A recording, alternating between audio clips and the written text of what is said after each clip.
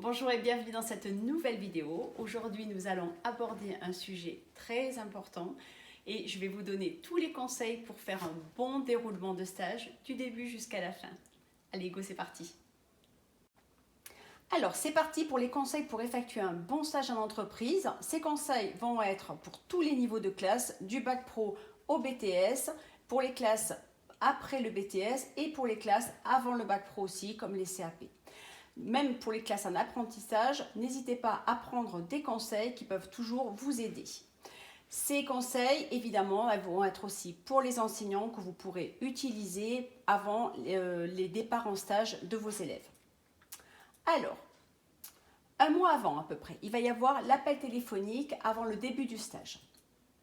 Donc, il est très important d'abord de vous isoler dans un endroit calme avec un stylo et de quoi noter.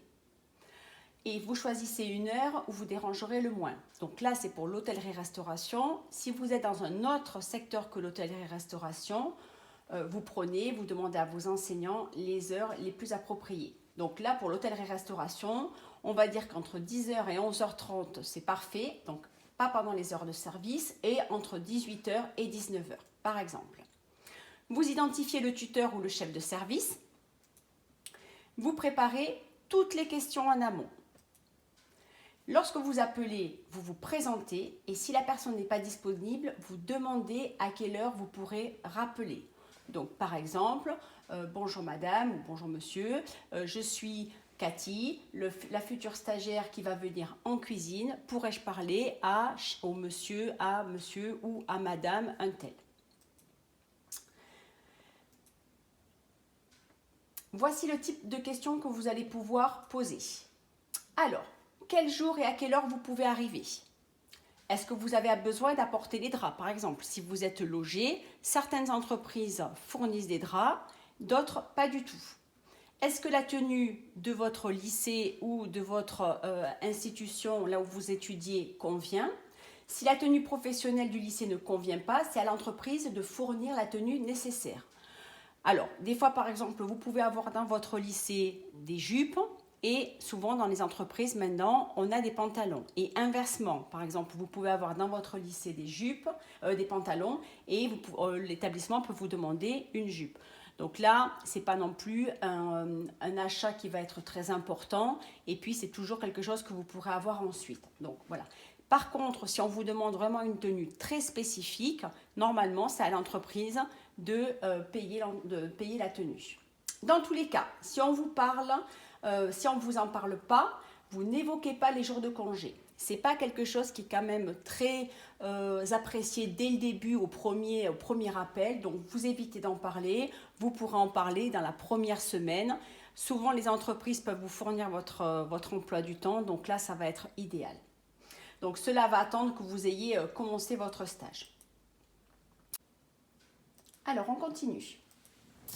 Vous allez bientôt partir en stage. Voici quelques conseils. Donc, le matériel à emmener absolument. Le bloc-notes et des chemises cartonnées, un stylo évidemment. Ça sera bien de prendre des notes régulièrement, de faire vos rapports de stage. Généralement, dans la plupart des formations, vous allez avoir un rapport de stage à effectuer. En même temps, n'hésitez pas de regarder sur mes prochaines vidéos, sur mes vidéos, des conseils pour les BTS MHR pour confectionner le rapport de stage. De la lessive liquide, ça peut dépanner aussi, on n'y pense pas, mais ça peut dépanner. Un cadenas sur les valises ou les armoires. Souvent, vous allez partager les chambres avec quelqu'un, peut-être que vous connaissez de votre lycée ou peut-être que vous ne connaissez pas. Si vous avez des objets de valeur, même si vous ne devez pas en apporter vraiment beaucoup, mais un ordinateur, une tablette, etc., c'est quand même bien de pouvoir l'avoir en sécurité pour éviter tout malentendu. Éventuellement, tout ce qui est matériel professionnel et personnel, donc les objets de valeur, on vient d'en parler. Le matériel professionnel, par exemple, tout ce qui va concerner les couteaux, par exemple, je pense aux couteaux. Vous pouvez demander à votre établissement si vous pouvez les emmener ou pas et selon la réponse, vous apportez votre matériel ou pas. Les copies du trajet via Michelin. La plupart des stages, il y a un trajet aller et un trajet retour pour l'ensemble de la période qui est remboursé. Dans ces cas-là, c'est bien d'avoir aussi un justificatif des kilomètres effectués. Essayez aussi de vous procurer en amont, enfin essayez pas, il faut impérativement que vous procuriez en amont la carte de restaurant, les menus, etc., celle des vins et beaucoup d'informations en fait sur l'établissement pour que vous soyez déjà rapidement opérationnel dès que vous arrivez en stage, même celle du bar par exemple, savoir s'il y a un spa, etc., etc. On continue. Alors, le comportement à adopter pendant le stage. Dès que vous allez arriver, le logement, il va y avoir un état des lieux. Vous êtes responsable de l'entretien de votre logement. Si votre logement est sale à l'arrivée, n'hésitez pas non plus à en parler à votre responsable et vous demandez aussi de quoi nettoyer votre logement. Parfois, il peut arriver que vous ayez à faire un état des lieux, que vous le signez et qu'on vous demande une caution. Ça arrive de plus en plus parce que beaucoup d'élèves et beaucoup d'apprentis laissent les logements sales et ça permet aussi de pouvoir se garantir d'avoir quelque chose de propre au départ des stagiaires. Vous allez vous présenter auprès des personnes que vous rencontrerez si on ne l'a pas fait. Vous identifiez rapidement votre maître de stage, ça va être votre tuteur que vous devez avoir et vous demandez à visiter l'établissement. Donc ça, c'est la première semaine et c'est si on ne vous le propose pas, vous demandez quand même à avoir un aperçu de l'ensemble de l'établissement. C'est quand même bien de savoir où on travaille. Lorsque vous allez arriver à votre stage, vous arrivez par pitié avec une tenue très convenable. Je vous parle convenable, évidemment, on ne vous demande pas d'être en costume cravate, quoique ça dépend le logement, mais si par l'établissement, pardon, mais vous pouvez très bien arriver avec un jean qui va être très propre, une chemise pour les garçons, un chemisier pour les filles, éviter tout ce qui va être déchiré, éviter les tongs, éviter les t-shirts transparents, etc., etc. Attention également à votre coiffure, soyez coiffés, maquillés pour les filles, rasés pour les garçons, etc. Ce contact, il va être primordial. Ça va être la première impression qui va être très importante. Si vous venez avec vos parents, présentez-vous et n'hésitez pas à parler. Donc, le stagiaire, on le répète, c'est vous. Il y a souvent des parents qui sont très inquiets et on le comprend, il n'y a aucun souci là-dessus. Mais par contre, c'est aussi important que vous preniez aussi la parole et que vous soyez intéressé par votre stage. Donc, le stagiaire, c'est une personne qui va poser des questions. Il n'y a pas de questions ridicules.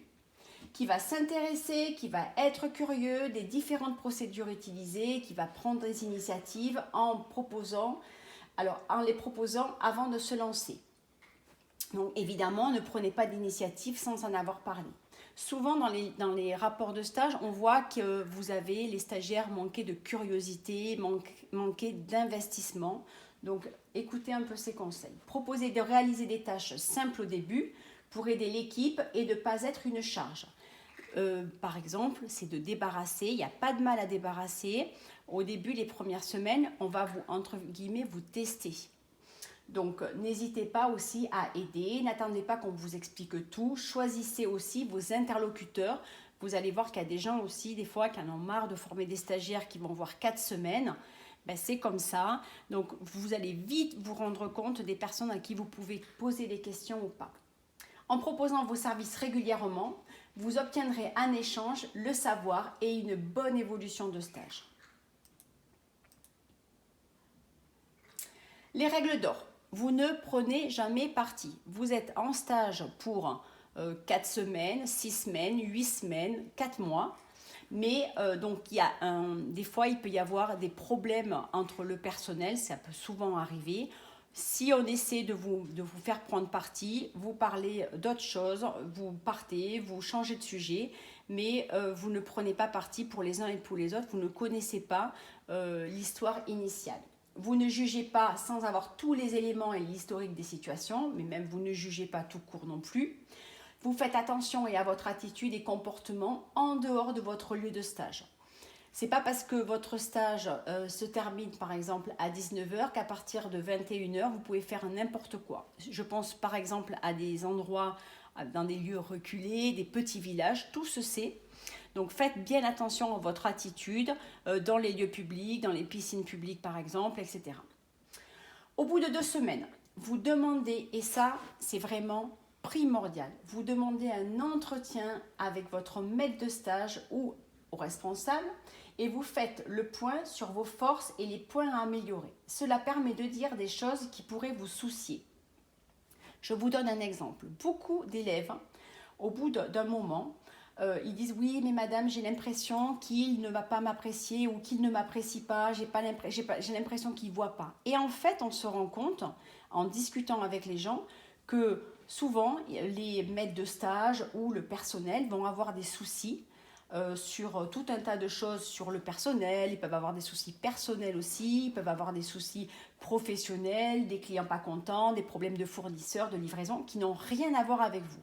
Et des fois pour désamorcer en fait vos préoccupations, le mieux c'est la discussion. Donc vous demandez en amont à votre maître de stage, est-ce que par exemple à la fin de la semaine, ça serait possible de faire un bilan rapide vous dites, sur mon début de stage. Et vous verrez en fait que là, vous allez pouvoir désamorcer, dire que par exemple, vous vous sentez bien, vous pouvez dire aussi ce qui vous préoccupe, et puis vous n'hésitez pas à marquer, ça sera le moment aussi de pouvoir progresser si on vous fait une remarque, peut-être quelque chose auquel vous n'aurez pas pensé. Et les remarques, évidemment, il faut savoir les accepter parce qu'elles ne font que vous faire progresser. Lors du dernier mois de stage, normalement, un enseignant, dans les établissements, on prévoit une visite de stage avec un entretien avec votre maître de stage, puis avec vous. Et enfin, normalement, l'établissement, vos enseignants visitent votre logement, ce qui n'est pas une aberration. Ils peuvent se rendre compte aussi des façons dont vous êtes logé, nourri, etc. Il est impératif que vous soyez présent lors de cette visite. Votre logement va être visité pendant la visite du logement, soyez là. Le rapport de stage, donc E5 dont on en a parlé, et sera aussi abordé et il est primordial que vous ayez déjà commencé. Je vous le redis, n'hésitez pas à regarder ma vidéo sur les conseils pour faire un bon rapport de stage en BTS. Le jour du départ ou la veille, vous prenez congé des personnes qui ont travaillé avec vous pendant tout le stage et vous n'hésitez pas à les remercier. Et en cas de problème, il ne faut pas rester sans rien dire. Je vous en conjure, beaucoup d'élèves ont peur. Parfois se disent oh là là mais après je vais pas retrouver un stage, etc. C'est pas forcément de votre faute, pas du tout. Ça peut être une mauvaise période, un changement de personnel. Il faut pas que vous perdiez confiance en vous. Et moi je vous conseille d'appeler vos enseignants référents pour vite trouver une solution aux problèmes qui vont vous préoccuper. Alors n'oubliez pas, un bon stage, c'est l'opportunité de trouver rapidement un travail à l'issue de votre formation. Le monde de l'hôtellerie est très petit et beaucoup de choses se savent rapidement et se transmettent via les réseaux. Laissez donc un bon souvenir de votre passage et des portes pourront s'ouvrir pour vous plus tard. En parlant des réseaux sociaux, je vous rappelle de faire bien attention à vos profils, les profils LinkedIn que je vous conseille de créer, mais aussi les profils Facebook si vous en avez et Instagram. Souvent, il y a des élèves qui mettent des photos qui ne sont pas terribles. Faites attention parce que vos maîtres de stage peuvent rapidement aller voir vos profils Insta.